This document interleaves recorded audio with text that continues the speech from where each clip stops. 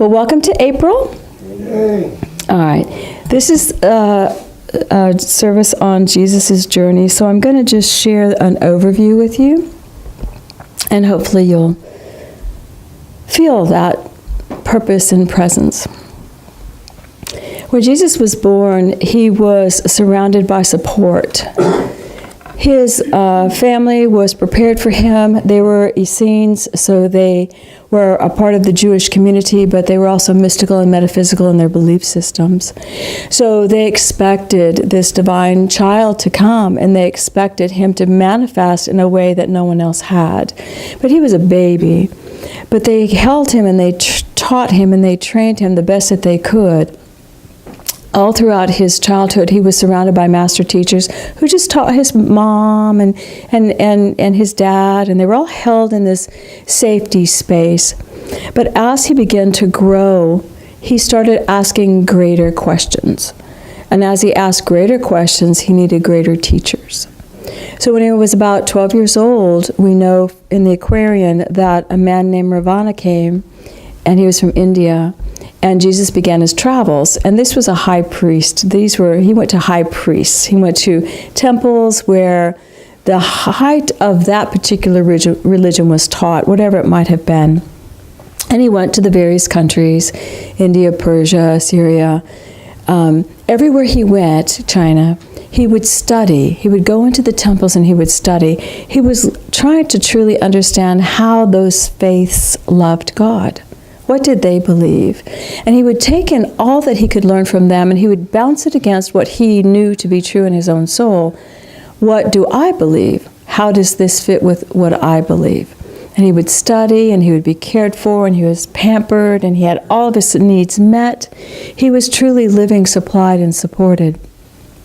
He would stay for as long as his beliefs were okay with the country he was visiting. And when his beliefs no longer fit the country he was visiting, when he could articulate from my heart, I believe this instead of what you are teaching, he would be asked to leave. And it was okay, because he could stay as long as he would be cooperating in their reality. But he was not allowed to stay to change their reality. He could not change them. He can't change them until they are willing to change. So he would stay, and as long as they were interested in what this young man said, and as long as they were open-minded, they could have this dialogue and exchange and grow together. But the minute his reality began to contradict their reality, he couldn't stay. He couldn't stay. He could not change anyone that was not willing to change. But he would talk to the poor people. He would talk to all the regular people. He planted many, many seeds as he journeyed, expanding the thoughts, helping them really see maybe there's a different way to look at God. And that's what he did. The seeds were planted. And the people who were ready to change heard him. He didn't stay with them, but they heard him. So he traveled and he traveled, and somewhere between the age of 16 and 24, it was after he was 16, but before he was 24. We don't know what age he was. He went to China, and he studied with a master named Mingsti, and this is the first time we see a healing occurring. So he's still a young man, right? He's been meditating with God, trying to understand all the religious precepts at the time, trying to understand what he feels and what he knows when he communes with God personally, and now a woman brought her son to him, and she said, I know you can heal him.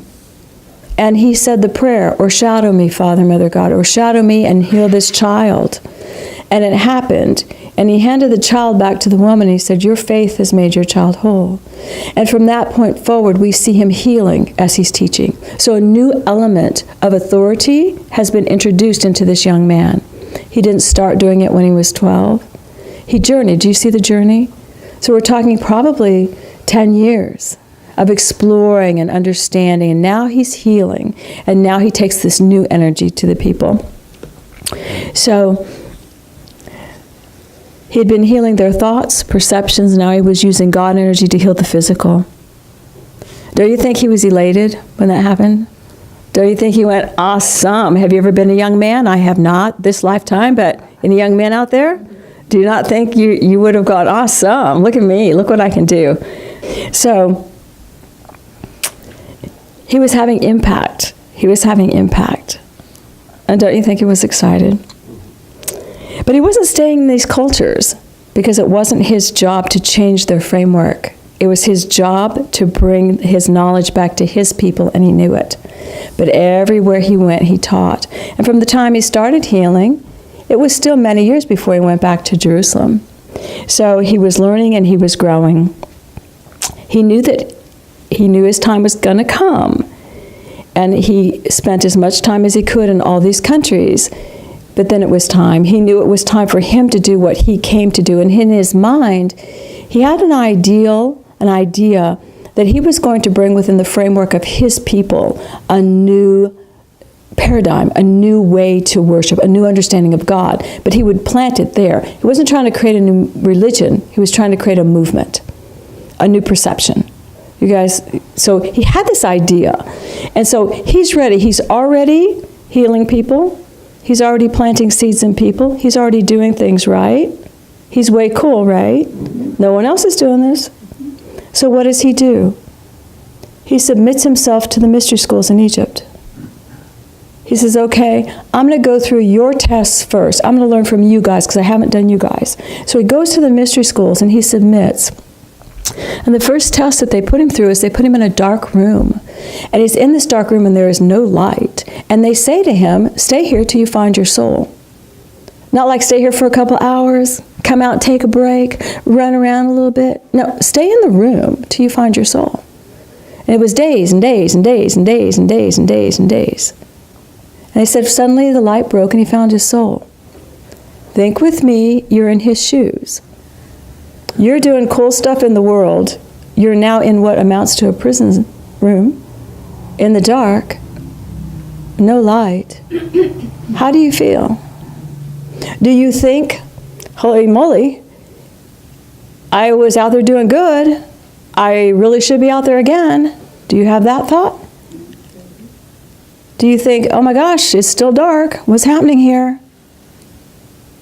It's very hard, isn't it, to go from one level of consciousness and then pull within and stop doing what you've been doing so you can grow to a higher level. It makes you question yourself, doesn't it? But in that darkened room, he found his soul. And when he found his soul, they didn't let him out.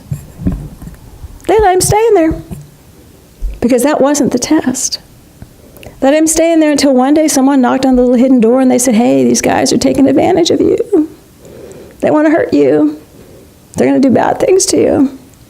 And he went, no, I'm here by my own free will, go away. And that was the test. And he passed. He passed that first test, and guess where they took him? Another darkened room. Another darkened room where he had to go through some more soul searching. He had to go through some more inner clearing. How often when we have achieved a certain level of consciousness and we go through that one test and we go, yay me, look at me, I'm so cool. Again, God, another room. Do you guys remember when you've been in rooms? After being so high, so knowing God love, and now you're separated from your reality and you're in a room.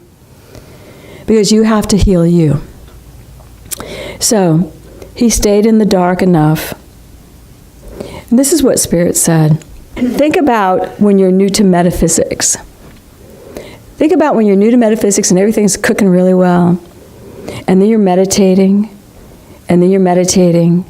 And things are moving but so slowly. And then you're in agony because you're meditating. You're working so hard and it's not moving as fast as you need to be. And you're in agony and you're meditating. What do your friends say to you? What are you doing? Why are you doing that? Why are you going somewhere where you cry every day? Why are you even trying? Stop. You need to stop. You need to get back in the world with us, and you need to come back and play with us. And if they haven't said it to you yet, they will. Because when you're on a journey to find your soul, you have to leave the opinions of others. And the opinions of others become part of your test. And I have seen enough people walk out the door in that moment. When family and friends say things, they walk out the door. And I've seen people stand, dig in deep, and say, nope, no matter what you think is happening, that's not what's happening, because it's happening inside me, not outside me. You guys feel it? Been there? Okay. All right. In the other room, he again went through the test, and he was successful in what he did. So he did the 2 darkened rooms, and guess where they took him the next time? Dark room. No. Okay. No, it's the 3rd level. Now he's in a beautiful room where there's books he can study and everything he can do. And they say, have at it, friend. Food galore. What do you need? You enjoy yourself. Just enjoy yourself. Just study away. So much fun. And then someone comes into him and they say to him, you're ready. You are so ready. You go out there and you start that school. You need to start that school. You're going to be rich and famous. Everybody's going to love you. It's going to be amazing.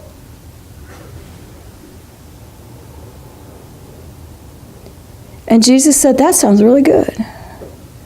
And then he did what he always had to do, because he had to do it. He went within and he said, God, how about that? Should we do that? And God said, And ego said, yeah, let's do it. And God goes, And ego goes, yes. Says he fought with his ego 40 days. 40 days. Been there? In this lesson, he had to truly embody. It is not what the world thinks or the payoff of the world. Even if God asked me to stand at the gate of heaven, and that is my only job, I would rather do that than do what you are telling me to do. When God tells me to do it, I will do it. But I cannot do it because you are telling me to. Think about the journey. So many years invested in understanding, so many years in preparing his heart, so many years in preparing his mind. What is he preparing now? His emotional body. They're trying to manipulate. They're trying to get him to judge. They're trying to get him to emotionally attach to things in the outer world. And what is the one downfall that we all experience? Emotional attachment. And the minute Spirit asks us to take a step sideways or try something different, you know what we say? We go, yeah, but I'm attached emotionally to it looking this way, and I really need it to look that way. And God will say, why? Because it's what I know, because it's familiar, because it feeds my emotions. And God goes, okay, stay there as long as you need. Are y'all feeling it? This whole journey in Heliopolis for Jesus was about clearing the emotional body. He went within, he wrestled in every single moment. His focus was on creating a movement, and he couldn't do it if he could get emotionally attached to it or to the people. He learned how to purify his desire, how to have compassion without attachment. I'll say that one again. How to have compassion without attachment or accepting responsibility for someone else. Everybody go, okay. That's an epidemic in our church, amongst us all, metaphysical Christians. Compassion, we attach, we want to lift you up for you. We can't do that. All right, desire, compassion, courage, and commitment. These are all internal patterns of emotional behavior. Even commitment is. And he had to redesign how he took that out into the world. Spirit said he was here to deal with the emotional bodies of mankind. He could heal the sick. He could speak the truth. But the emotional attachments they had were strong. And he needed to make God consciousness greater than anything else. God had to be first. And don't you think when he got the go, he went with everything he had?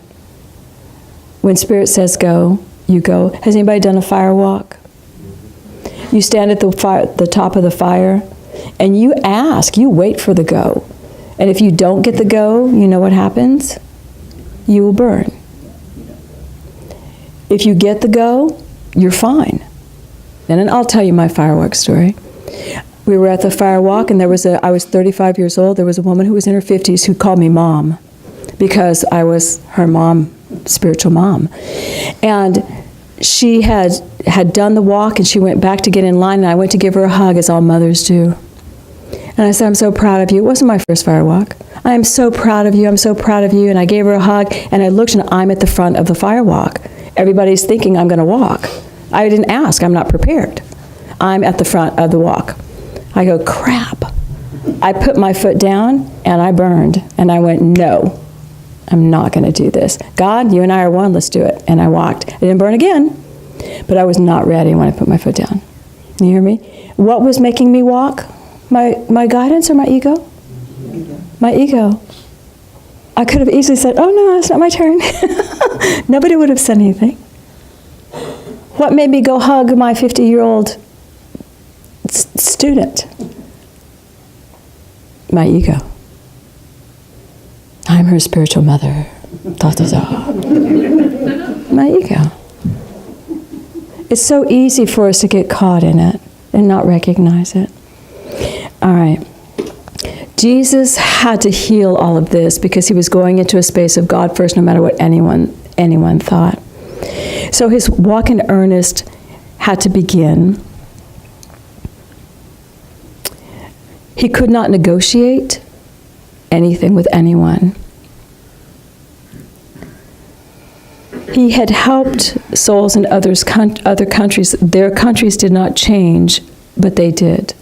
But the work that he was about to do would help future souls. It would help not only the souls he would talk, but all of us that would come behind. He was going to set a vibration and raise consciousness that would live beyond his life, and it has. So no emotional attachments could be there to keep it limited. No shoulds could be there to keep it restrictive. No ideas of separation could be there. The consciousness of acceptance, love, and God that permeated the mind, body, emotions, and spirit was required. As he introduced his ideas, he was rejected. As he introduced his ideas, many tried to manipulate him, unsuccessfully, but they tried to. We can make a lot of money on you, dude. Come on, I got a plan. A lot of money. His own disciples tried to manipulate him. Do you realize that? We can't leave here, Master. There's too many people. And Jesus would say, we got to go. No, but wait, we got to do this first. Nope, we're going. And he would leave. And if they didn't come with him, I don't think he would have cared. Because if they're not going to follow his guidance, they're not going to follow his guidance. They're not of that consciousness. He had to withstand the energy of people he loved trying to sculpt his behavior. How often do the people you love try to sculpt your behavior? Can we say a lot? All right. Even when we're reacting to them, they're sculpting our behavior. They tell us what they think we should do for them to make them happy, sculpting our behavior. We're reacting what they do that makes us unhappy, they're sculpting our behavior. Our behavior needs to come from the pure heart within. Jesus's was a great journey that we all follow. We all experience the need to live and to learn in our own way, but we're all learning the same lessons. And those lessons are finding a space where God is first. You guys getting it? Finding a space where God is first. Yesterday, we had a memorial service for my brother, and the place was packed. There was no seat empty, and it was all his family and friends. And I heard many things about Bobby, which I knew. Bob is kind and loving and honest, and that's what everybody said. His integrity is impeccable. He speaks the truth always. If you don't want the truth, don't talk to him. You know, and if you can live in the truth, you can be fast friends with him. I mean, it doesn't matter if you disagree with him or not. He lived that level of complete commitment. His boss said his word was his bond. He worked hard. He taught everyone. He gave all he could. He and his wife basically cared for 2 girls in their lifetime when their parents could not. I mean, their home was open to anyone. And I learned about my brother 2 things, and I was very glad to hear all these stories. One man stood up that worked with him. He said, Bob always had 2 books. One was a Bible, and one was a book on some higher educational math. He didn't know if it was calculus or trigonometry. He didn't know.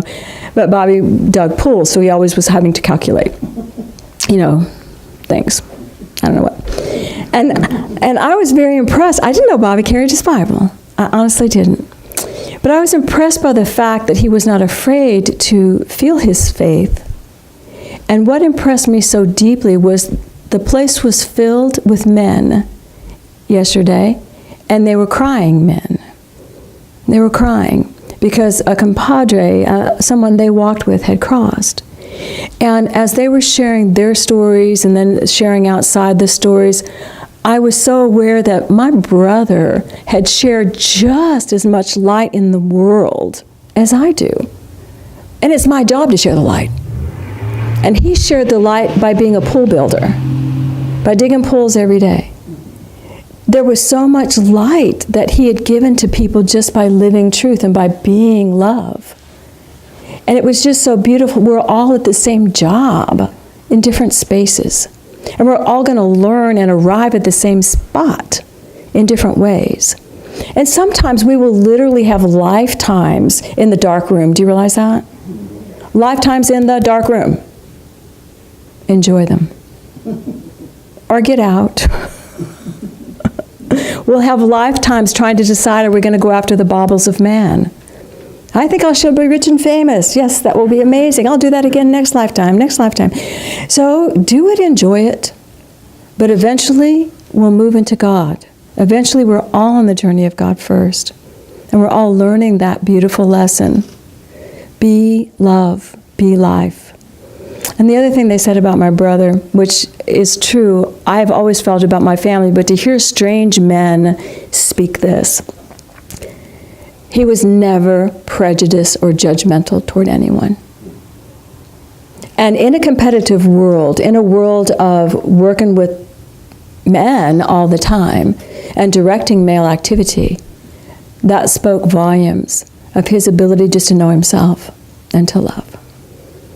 So it doesn't really matter where we've chosen to share our light. We are all on the same journey of sharing light. We're all on the same space. And if I can share one thing very quickly, on Christmas Eve, I had a little ghost appear to me in the back room. May I share? And I didn't know who he was. He was a young teenager. And the place was packed. It was Christmas Eve, I think, or Christmas Eve. The place was packed. And this little ghost came, and I'm preparing, and he said to me, you need to tell them to focus and try harder. And I went, yeah, that doesn't fit in what I'm saying. And he said, no, you need to tell them to focus and try harder. And I went, well, okay, well, who are you? I don't know who you are. And it's like, just tell them. So I came out and I did my talk, and at the end of the talk I said there was a little fellow in the back who wanted me to tell you all that you need to focus and try harder. And when he was telling me this, I could tell that he had given up. I could tell that he realized he hadn't done what he needed to do. And I did not know that Rachel about fell out of her chair. Rachel is a teacher, and he had been a student that she taught a couple of years before who had just taken his life. And as she worked with him during this time that she taught him, she would always tell him, focus and try harder. That was the mantra he was given, focus and try harder. And he was coming to bring the circle back. When you cross, you see so many things you could have done better, so many things. And right now, if we could focus and try harder, he was giving us a gift. I have it on my board in the back room. If you go back there, 2019, focus and try harder. I don't want to forget this.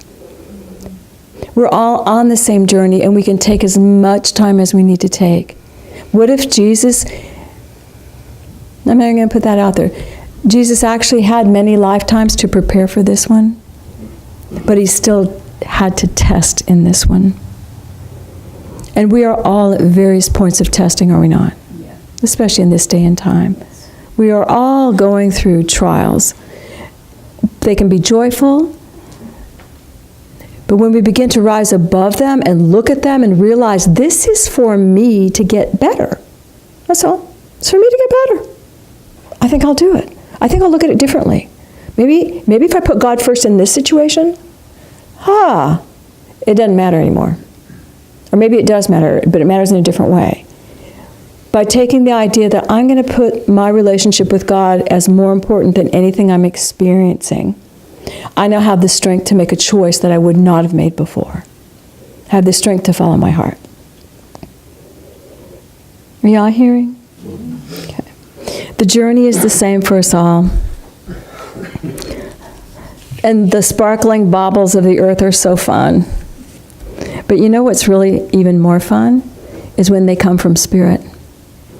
When you're just doing your thing and whoa, beautiful blessing just appears in your life. And it could be financial, it can be a friendship, it could be anything, but it's amazing. But you know it's got that vibration in it. And it's for you to enjoy, to experience. So we are here to learn and grow. We all come to know God as self. We all come to know that we are God's child. God is in us. And without that, there is no us. We are God's child. So we're going to let our love for God go out right now. So if you put your feet on the floor.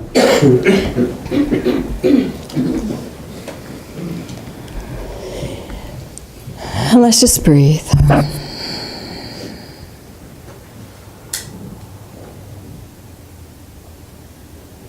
Father, Mother God, we open our hearts. And we acknowledge that we are on a journey of our soul. And I ask that a beautiful column of divine light come over each one so we can feel our energy, who we are as your child. And just feel the light surrounding you and begin to realize you are supported in every step. There is never a lack of spirit. Spirit surrounds you now. Whether you are the baby being cared for, the young child growing and learning, the young adult beginning to heal, beginning to know the power of God, wherever you are in this journey of the Christ, you are supported. And feel that beautiful love around you. Feel the presence of Jesus Christ by your side. Just image him in, feel him, welcome him, imagine him, ask.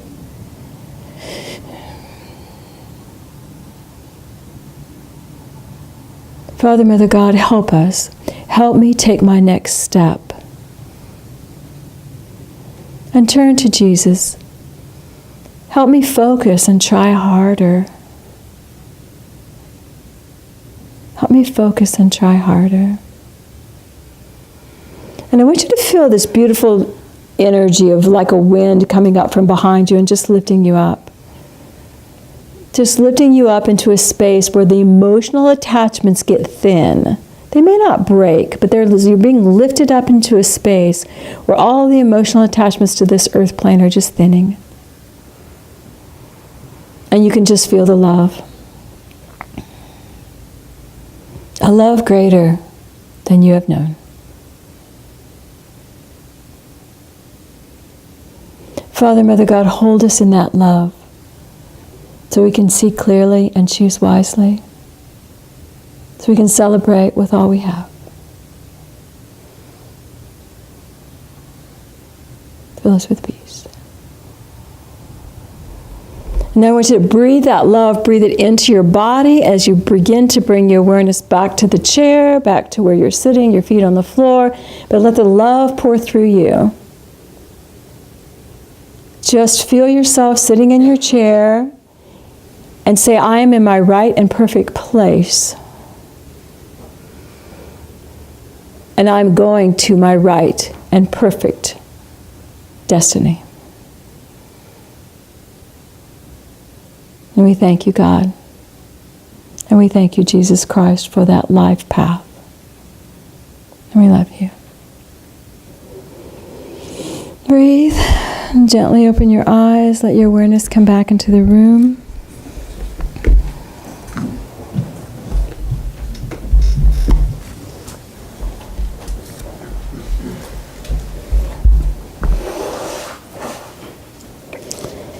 I hope you take one thing with you today. I won't even give you homework. Take one thing with you. All of us are on the perfect journey. All of us are being challenged with decisions. Don't judge your brother. He will get there. We are all going to get there. But the minute you judge your brother, guess whose path you're going to walk? Because you've just attached to his path. Just say good luck.